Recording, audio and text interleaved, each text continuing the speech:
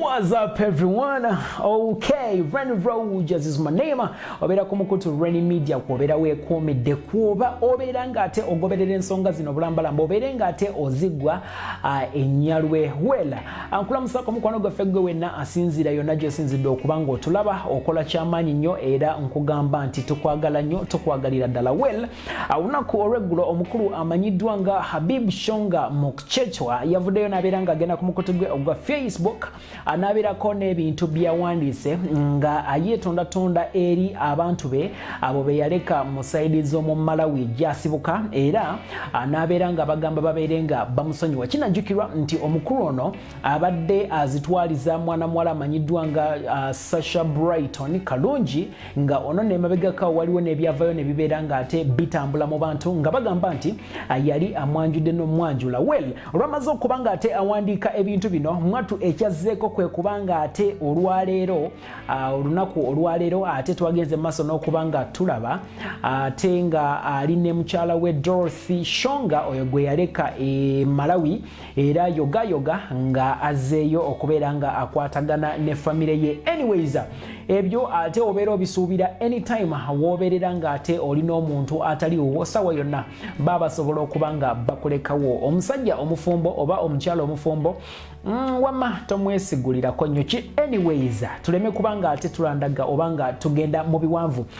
Mu mawulire amalala omukyala amanyiddwa nga Sheila Alian Nadege nga onono tumumanyi nga Sheila Donzera atera okweyita Naalongo owennene ate olunaku lweggulo yavuddeyo n'abeera nga agenda mu kooti n'abawaabira omukulu amanyiddwa nga Sudil Rupaleria nga onono ate yennyini Speaker Apartments kwogatta ne yali Crane Bank n'ebizimbe ebirala ebinene wano mu Kampala bingi. Emisango ate giyamuguddeko ajejja okuba nga yabbibwako ebintu bye bwe yali agenza okuwummulako mu Speaker Apartments ez'omugagga Sudil Rupaleria atemera mu gy'obukulu emyaka 64.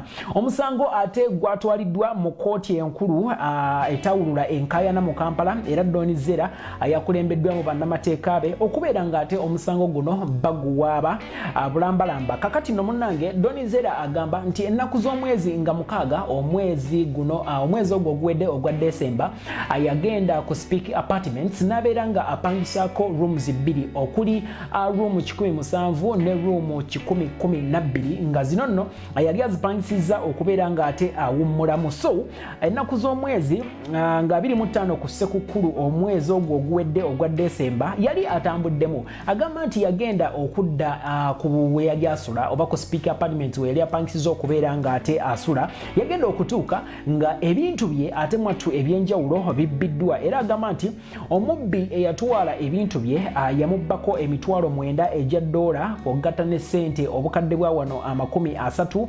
ebyokwewunda oba jewelry byali bya mutwalo gumu n'ekitundu ogwa $.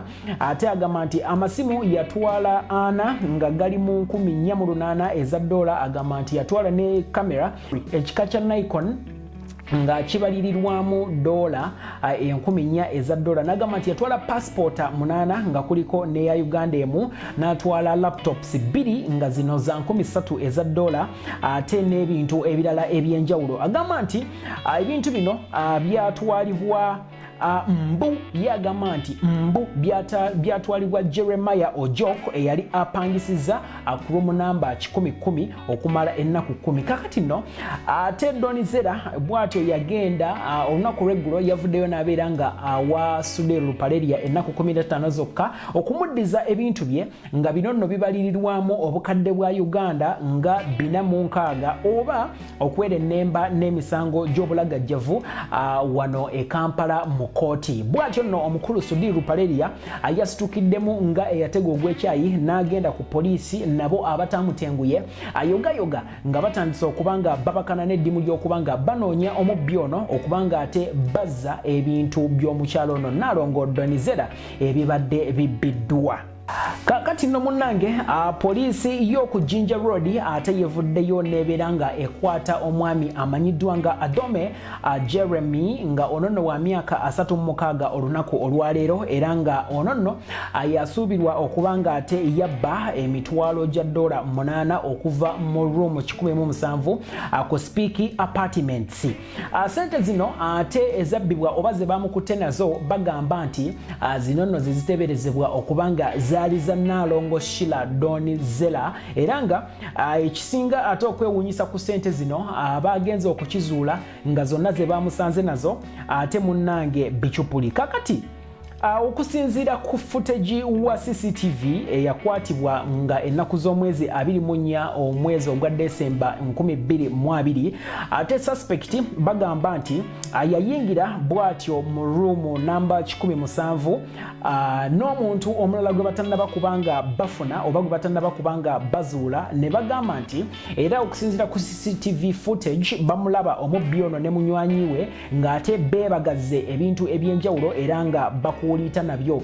Abagamba nti omukulu ono bwe yamala okubanga ate akwatagana n'ebintu bino obanga akuulita n'ebintu bino bwatyo yadduka kipayopayo yogayoga ng'ali ewaabwe mu Arua. Poliisi ayagezezaako okukozesa ate information yonna ey'enjawulo yogayoga nga emutuuseeko era bwetyo neebeera nga emugombamu obwala.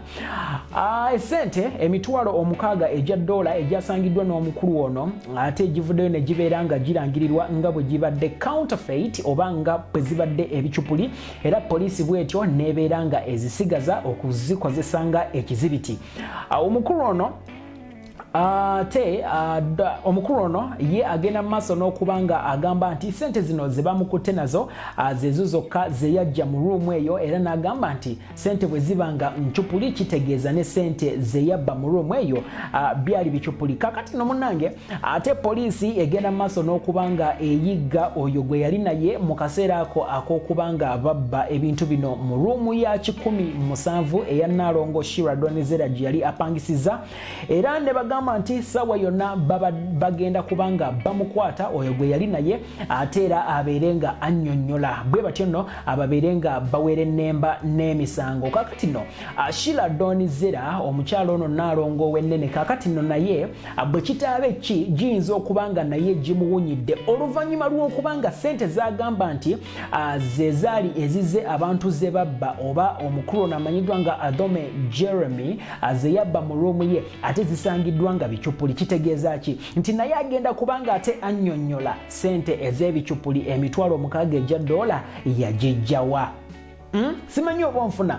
Anyways ate yandibanga mu kuwaaba ate yayeetyabidde naye nga anytime from now ate tugenda kuba tukutuusako information endala okubanga ate ebintu bino tubigoberera tulabe gye bigenda okubanga ate bituuka naye nga tukyali awo tukubiriza mmwe mwenna ate abayina ebifo ebisanyukirwamu oba ebifo ebitera okwettanirwa abantu oba alina bizinesi yonna okubeera omwegendereza 100 ku 100 okakasa nti ate ebintu weebiti tebituukawo mu kifo kyo kubanga bwe biba bimaze okubanga bituukawo ate nange oyinza okubanga ofiirwa obwesige mu customers abalala bewandibadde ate ofuna okuva mu bitundu ebyenjawulo naye nga ago ge mawulire ge tubadde tukuleetedde olunaku olwaleero ate nga n'amalala mangi tukyaleeta weekuumire ku mukutu Reni Media subscribing sharing video eno ate beera nga n'abantu abalala obategeeza ekiyeno nkutumirako nnyo omukwano gwange amanyiddwa nga Rina Keys straight from Saudi Arabia oba n'emikwano gyaffe mwenna abatulabira mu kibuga Dubai abatulabira e Doha abatulabira e Qatar abatulabira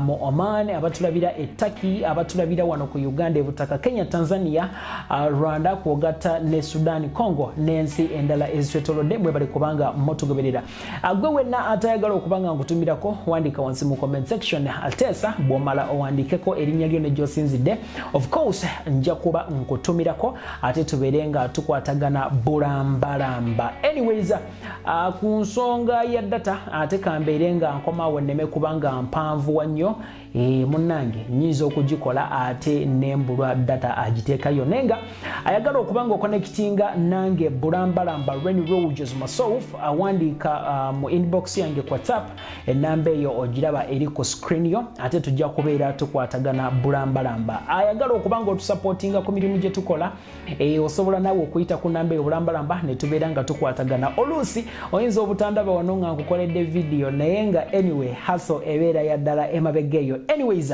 Renny Rogers be my name, and right about now I sign out.